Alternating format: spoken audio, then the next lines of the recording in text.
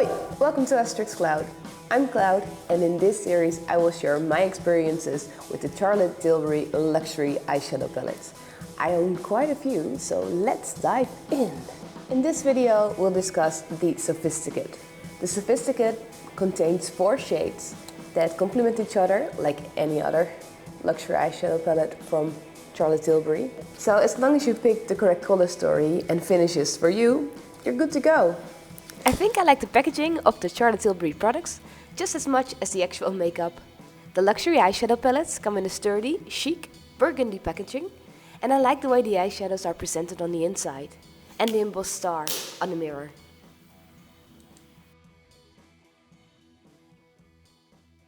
The prime shade is a cream-colored matte eyeshadow. It contains a tiny sparkle, and I don't use this color. On its own I find the color too light for my skin color, and as a primer it dulls down the other 3 shades too much for my likings. The enhanced shade is a medium camel matte eyeshadow, and it's very close to my skin color, so I need to apply it a couple of times to show the color on my arm. I do not have this issue when applying the enhanced shade with a brush on my eyes though. The smoke shade is a matte taupe color.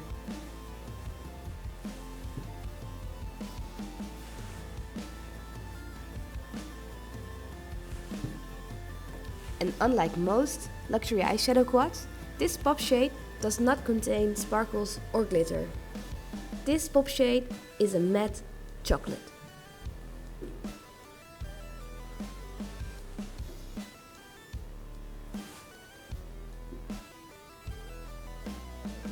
I dip my brush in the enhanced shade and then nestle the brush in my crease and go back and forth in a windshield wiper motion.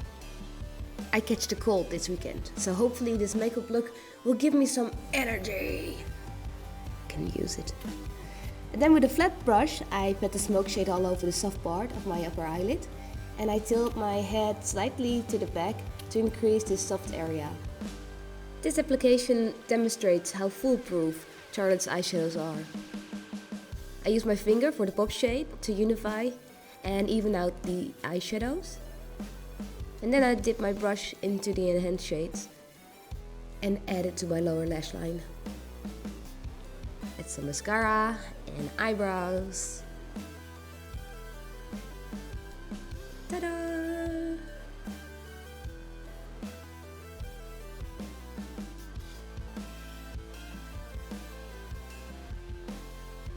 We want more! Let's scribble some shimmering brown eye pencil close to the lash line. Wow! I'm not sure everything went okay with the camera, but what I did is I added a little bit of liner and some additional mascara. And then you get this look. I would say it's a sophisticated smoky. Let's add some blush. Just a little. I like to add it on the side of my face. There's enough happening in my face with my freckles and discoloration.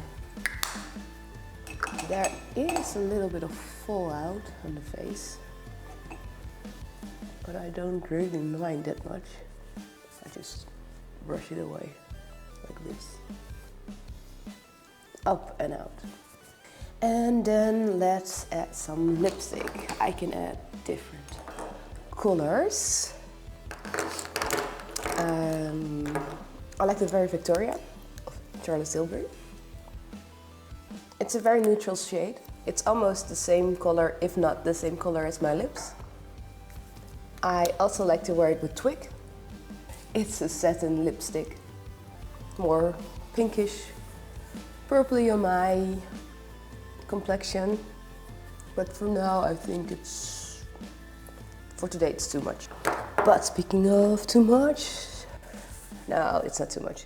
I also have a more purple brownish mauvey color that pairs well with this eyeshadow. It's called Cream in Your Coffee, a cream sheen lipstick. Looks like this, but I think it suits the eyeshadow. We can go even darker with Paramount, another satin lipstick from MAC. This brown dark lipstick makes the eyeshadow look darker too, which is something I like every now and then. But for today, I'm gonna go with Bad and Bare, the satin lipstick from MAC Cosmetics. It's a strange color. It should be a nude. I like the combination of the Bad and Bare lipstick together with the Sophisticate. Sophisticate? Is it Sophisticate or Sophisticate? What's Sophisticate? Sophisticate. Sophisticate. How do you pronounce this? Anyway, I like this combination. I think I can get away without adding concealer or foundation, but I'm sure Future Cloud will write it somewhere on the screen if she disagrees. I'm unsure whether I feel more awake at this moment or whether I feel more energized due to the makeup, but I do feel like it didn't make the situation worse, so I guess it's something. And now I'm going to wear the makeup for a couple of hours to test the longevity. And I'll get back to you. Stay tuned. It's about 4.5 hours later, and I have to correct myself because I feel like shite. My cold has gotten worse and I experience more inconveniences, but if I look into the mirror and look at myself, I do not look as bad as I feel. So it's definitely doing something. So thank you, Charlotte. I was incorrect. So this is the result 4.5 hours later, and you can see that the eyeshadow creased. I do not mind the creasing that much because if I take a mirror, I can easily make the eyeshadow decent again without adding more makeup, just by spreading it over the eyelid, and then it looks like this. So if you're working, for example, it's very convenient that you can easily touch up your makeup and look decent again. The pigmentation is decent. The eyeshadows are a bit patchy, but the overall result is indeed sophisticated. The eyeshadows blend well together and the colors can be built to a medium smoky eye. This means that the application is very forgiving. I don't think I would buy the Sophisticate luxury eyeshadow palette again because I only use 3 of the 4 shades and I do not love matte finishes on my skin. Therefore, I would only recommend this palette to people who do love matte finishes. I still have the Sophisticate in my collection because sometimes I like to combine it with the Rock Chick luxury eyeshadow palette. So what I'll do, I'll take the smoke shade, dip, dip, dip, dip, add some smoke across the lash line. More smoke. And then I'll take the pop shade. It just takes some time, but I'll call you in the middle of the night. And this is the way I like to wear it, and whatever, if there's something left, I add it to the lower lash line. Let's add a little bit more blush. And this is how I would wear the Rock Chick and the Sophisticate palette.